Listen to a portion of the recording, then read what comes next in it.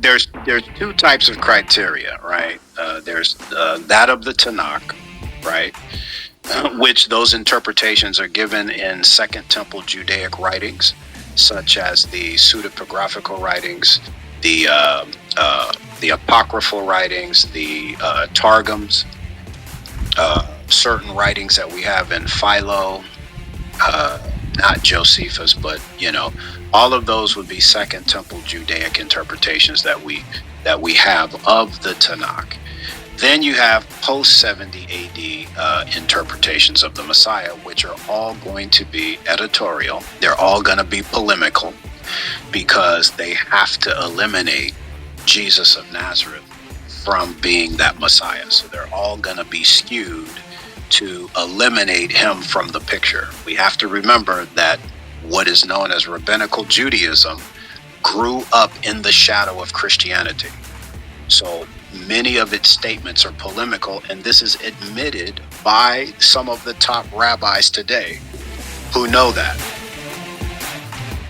And this is admitted by some of the top rabbis today who know that. So the criteria laid out for the Messiah is a development.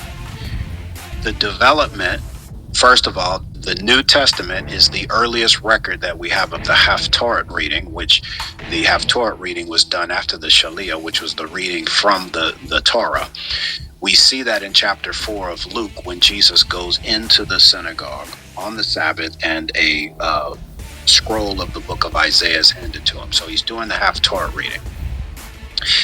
Many passages in the Tanakh were eliminated from the Haftarah reading, particularly Psalm 22, chapters 52 verses 13 of Isaiah through chapter 53 verse 12 of Isaiah, chapter 12 of the prophet Zechariah.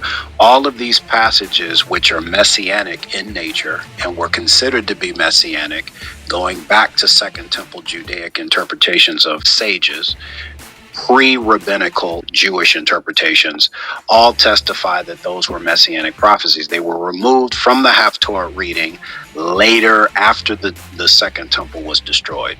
So anytime you're dealing with criterion, so-called criterion for the Messiah by the rabbis, it's all going to be skewed. It's all going to be polemical, and it's all going to be exclusionary. It's going to exclude anything that has to do with the prophecies that were clearly applied and applicable to the Messiah at his first coming, which was prior to the destruction of the Second Temple.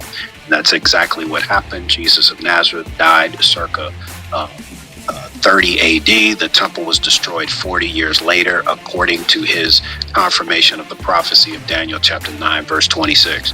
So I know how that developed. As a matter of fact, for any of you guys out there that want to see the development of the messianic prophecies by the rabbis, there's an excellent book by Rabbi Dan Cohen-Gerbach. It's called The Jewish Messiah. And also you have a older, more scholarly writing by a Jewish scholar named Joseph Klausner in his book, The Messianic Ideal. And you will see that the ancient Jewish sages had different criteria for who the Messiah was pre-rabbinic times, prior to the rabbis, prior to the destruction of the Second Temple.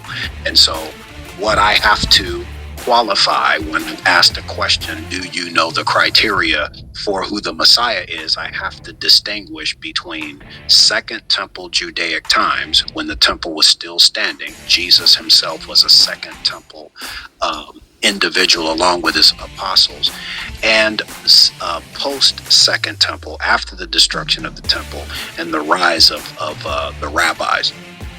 So in that sense, you have to qualify what you mean by criteria of the rabbis, because there were no rabbis prior to the destruction of the temple in 70 AD.